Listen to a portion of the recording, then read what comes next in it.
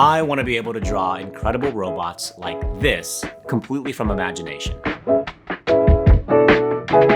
The problem is, you take away my reference and I end up drawing something more like this. So today, I'm going to test a method I created called the SCAR method to see if I can actually improve my ability to draw from my imagination.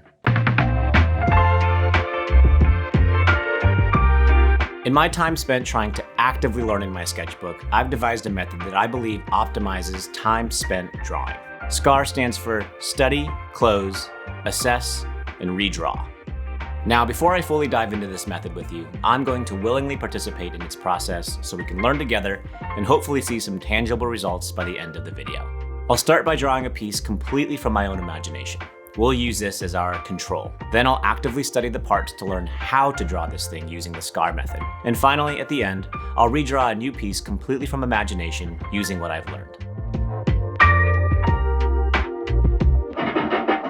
I love drawing robots. Humanoid in shape, large and tanky, highly mechanical, sleek and fast. It doesn't really matter, I enjoy all of it. The problem is that while I enjoy drawing these lovely mechanical creatures, I always find that I need some sort of reference in front of me throughout the entire drawing. What's the pose of the robot going to be? What does a robot skull look like? How do the joints at the shoulders work? What do glass mechanical cylinders and chunky wires look like? I'm constantly Frankensteining references together to form my own creation. And while there's nothing wrong with this approach, I would love to be able to do this completely from my own imagination. With my control piece done, let's dive into how to study using the SCAR method. A very important first step in using the SCAR method is to break down the thing you're trying to learn to draw from memory. In my case, learning to draw robots, there are multiple things I'll need to SCAR in order to actively add these items to my overall visual and recall library. Robots in fiction are generally humanoid in shape and can often contain many metal parts that resemble medieval or even modern armor. Scattered throughout the robot can be many mechanical, anatomical details that can serve as functional or even aesthetic. By breaking these details down, I know that I will need to SCAR the following: gesture and pose, robot design, mainly from fiction, physical armor, and human anatomy details. By actively and consistently studying these 4 things, I'll be training my recall system to be able to access this visual library on demand when I want to draw robots to impress my friends. Let's jump into step 1 of the SCAR method: study. In the study step, we use reference. I like to open a bunch of different reference sources and just copy what I see. I'm doing my best to take note of specific landmarks, distances between key features, and overall shapes of what I'm drawing. With gesture and pose, I'm not only trying to capture the energy of specific poses, but I'm also noting the different shapes that limbs take when they're moved in 3D space. Another tip when studying and drawing from reference is to simplify the overall shapes of what you're drawing. With a human figure, breaking it up into circles and blocks allows me to recall those shapes easier than the hundreds of details that can come along with drawing people.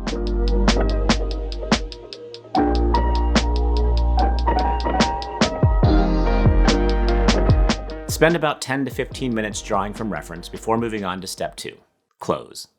That's right, close the reference. Once it's closed, I flip to a new page in my sketchbook and begin drawing completely from memory. It'll be tempting to want to take a peek at the reference to refresh your memory on distances or shapes, but it's important that you fight that urge and just push through. This is your brain attempting to exercise those recall systems, and that discomfort is absolutely a part of the process. Once the drawing from memory is complete, we move on to step 3 and arguably the most painful part of the SCAR process: assess.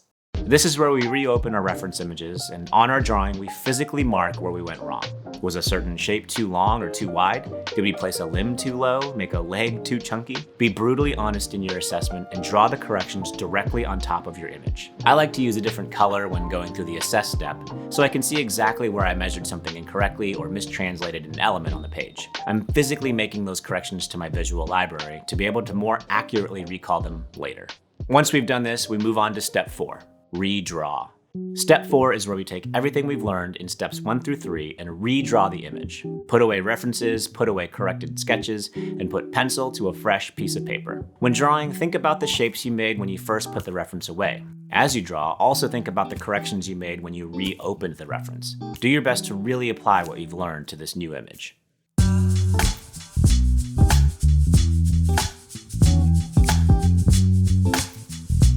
Once you've completed your drawing, compare it back to the original reference and make any notes on this newly recalled version. Feel free to make any corrections to this version as well. Another step I like to take once I'm done with step 4 is to step away for a bit, then come back and try to redraw it without peeking at any reference or drawings. In doing so, I'm both testing and strengthening my ability to recall and to be able to do all of this on demand. It's very important to note that the SCAR method is not a miracle elixir that you can implement one time and it'll make you the next Kim Jung-gi. It's a method that can be implemented when studying and spending time in your sketchbook that's designed to grow your skills as an artist. This focused study combined with overall consistency is where you're really going to begin to see the most growth. I would also suggest keeping your SCAR sessions short. We tend to retain information better when learning in smaller chunks rather than trying to cram years of study into an 8-hour marathon session. And as promised, I'm going to redraw my robot using what I've learned in these past SCAR sessions. I've spent some time using SCAR to actively study the different things I need to be able to recall in order to draw robots on demand, and now it's time to put those things to the test.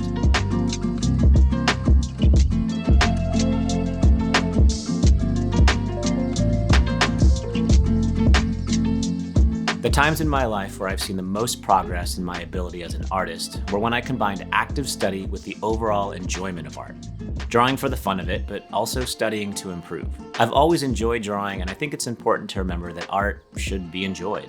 When we enjoy doing something, we tend to spend more time doing it. And when we spend more time doing something, a really nice byproduct is that we get pretty good at doing that thing.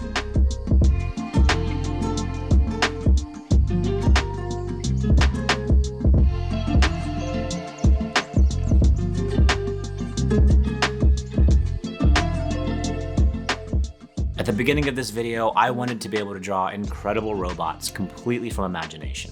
And while I'm definitely no Peter Hahn or Ryan Barry, I think using the SCAR method has helped me get a little bit closer. People think drawing from imagination is creating something from nothing. I don't think that's true. I think imagination is simply memory rearranged.